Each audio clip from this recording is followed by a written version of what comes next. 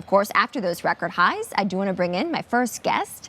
Joining me now with more is Kevin Gordon. He's a senior investment strategist at Charles Schwab. Kevin, good morning. Morning. Nice to see you. Yes, Good to be here. It's great to have you on the show, as always, Kevin. And what should our viewers make of the action that we're seeing in stocks today? So I think it's a sort of a continuation of some of the momentum that you saw last week, but I would pay much more attention to what is kind of has been this leadership shift that has been underway, which predated the election. You had started to see some momentum in small caps. There was some momentum in the broader, deeper cyclical parts of the market. So I would expect that to continue. I will say that the moves that we saw last week, the magnitude of the increase, whether it's in the Russell 2000 or whether it's in areas like financials.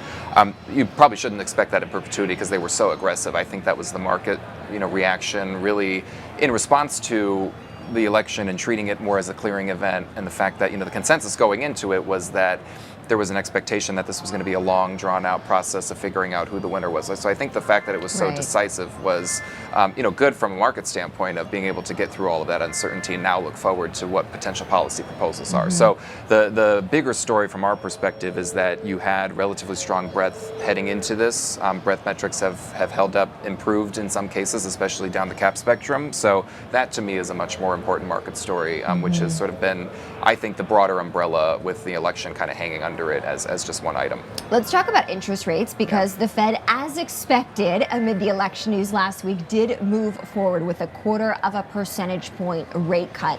What is the bond market telling us? Potential inflationary trends indicating about how that rate path might change going forward. Yeah, so what's interesting about the bond move is that, up until this point, or still at this point, last I checked with the Economic Surprise Index, which is put together by Citi, there's also one put together by Bloomberg, but the rise in yields has been consistent with economic data coming in better than expected. So it's not as if it's not justified on the part of the bond market. To me, though, if you do continue to see this move up in bond yields, and if it's driven a little bit more by expectations of inflation maybe staying a little bit stickier and Fed policy not being able to get as easy or as low as had been expected, that to me at some point will become probably an issue for stocks. Maybe more so down the cap spectrum as opposed to for the large cap space. But I think the important thing to keep in mind now from a policy standpoint is that it's pretty cloudy for 2025. Even if you were to separate it between what can be done unilaterally by the incoming Trump administration versus what has to be done with congressional approval, there's the tax cut side of things, which probably comes later, and you need it to be approved by Congress. But then there's tariff policy, immigration policy, which can be done much quicker. So I think that if there's going to be signals from the bond market from an inflation perspective, stemming specifically, I would think from tariff policy itself, that probably comes more to the front burner as an issue for stocks and definitely as a volatility driver. For our viewers watching, potential investors wondering, should I reallocate, make portfolio adjustments, maybe add to this market in this environment? What would you tell them?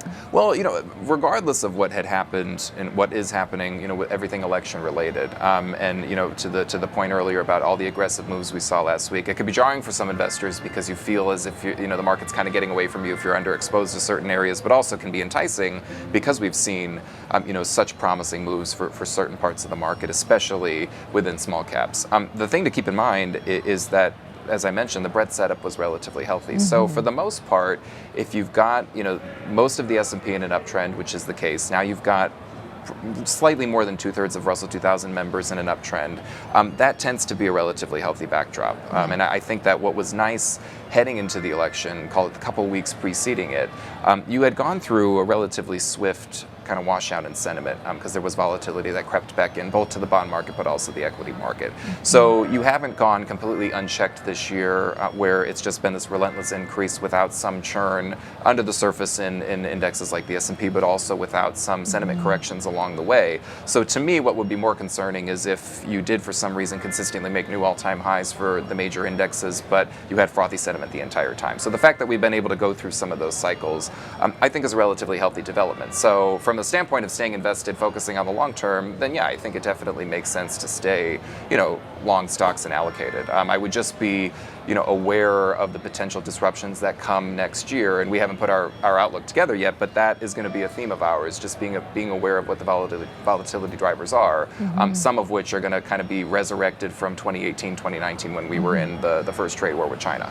We'll get that inflation report tomorrow on consumer prices. Yeah. What are the key economic indicators, Kevin, that you're following that are giving you a sense as to the health of the economy? Well, CPI for sure, because I think that it's gonna start to dictate a lot of, and we won't get any signals for a while because we number one have to wait to see what policies are enacted by President-elect Trump, but also the Fed's reaction function to those. And I think, evidenced by some of the questions that Powell was getting last week during the press conference. And in fairness, nobody knows the answer to this yet, but how much of it is going to be inflationary or at least put maybe a little bit of a higher floor under inflation. And that, I think, is going to be a really big key heading into next year and how the Fed adjusts policy and is looking at policy. Because if you raise the terminal rate, it's a pretty big shift relative to where things were even a couple of months ago, where the labor market looked like it was softening relatively quickly, but you also had a relatively strong path for disinflation.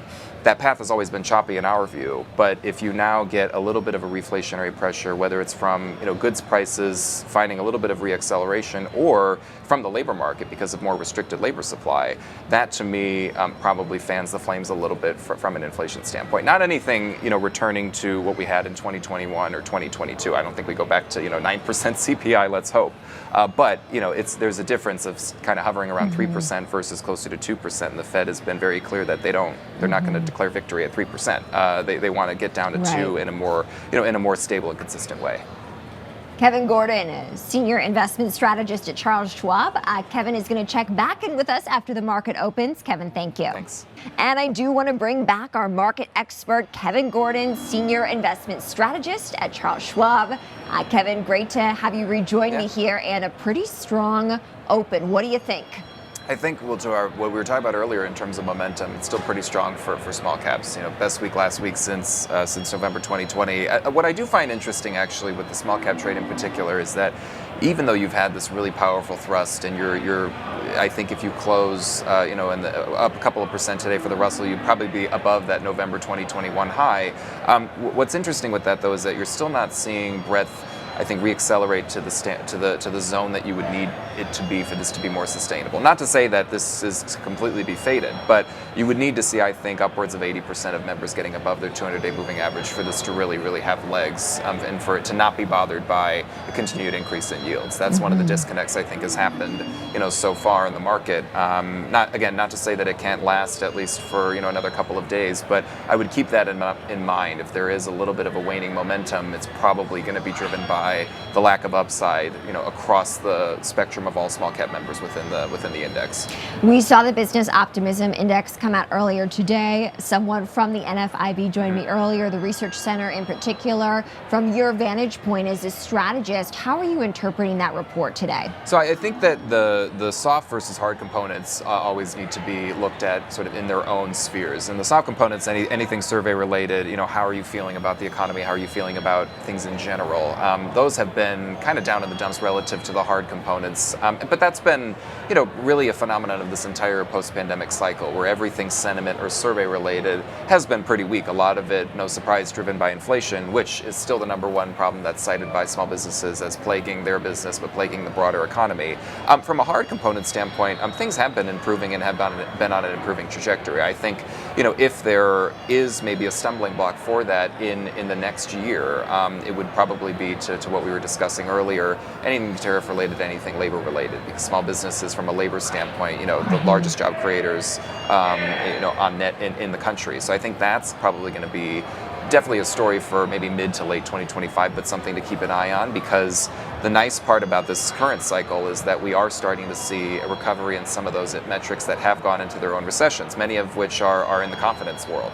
But if that is sort of stunted by anything policy related in 25, that's what I would keep an eye on. But again, early days to be discussing anything that sort of kneecaps that right now. We are amid earnings season, on the back half of it, I would say, Yes. Despite a lot of election-grabbing headlines in the past week. How are these companies performing? What's interesting is actually the earnings beat rate has been really solid for the past several years. It's sort of permanently found this higher plateau, but we've seen it come down quite a bit this quarter. It's still in the 70%, low to 70% mid 70% range, but I find it interesting that it's kind of lost a little bit of momentum at the same time that the revenue beat rate just hasn't been able to get up and running and find any kind of upward momentum. And that to me, and we wrote about this a couple of weeks ago, where this spread that you're seeing between earnings and sales beats, it really means that profit margins have been able to beat by a pretty significant degree. But how long can that really last until a weaker sales picture starts to become more of the dominant story? I feel as if we're probably in that shift right now. Not to say that the earnings backdrop suddenly turns negative for the next quarter or the next year, but I think that the market is probably starting to sniff out the fact that the sales picture is going to have to really start to improve for a lot of companies, especially because you've almost gone through this completion of the inflation wave. Not that we've gotten back to 2% completely, but going from 9% CPI to low 2% CPI, the fact that that has happened while companies have struggled more with sales just shows you that they can't benefit as much from inflation. So I think that's going to be a really important aspect for next year. Let's talk about retail sales. We'll get that data on Friday, of course, ahead of the all-important holiday season. What do you expect that'll tell us about the state of the consumer? So probably the last hopefully the last batch of data that has the lingering hurricane effects. So if there is a little bit of a weaker print, I would look for anything that is specifically targeted to or has been targeted by the hurricanes. The control group is always, I think, the most important to look for. It's the one that is that direct feeder into the consumer spending portion of GDP. That in inflation-adjusted terms, most estimates are kind of hovering around 0.1 to 0.2 percentage points of an increase, which is definitely a step down from what you've seen. But at the same time, the broader trend for the consumer is still relatively healthy. I think it's probably a good thing to see the control group maybe come in just a little bit so you don't fan any inflation pressures, especially because that's now becoming more of a concern for next year. But I would look for, number one, the hurricane impacts and how much of that is expected to be reversed, and then number two, what the actual trend in the control group is. Okay, great. Kevin Gordon, he is a senior investment strategist at Charles Schwab. Kevin, always good to get your take. Thanks for joining. Yeah, thanks so much.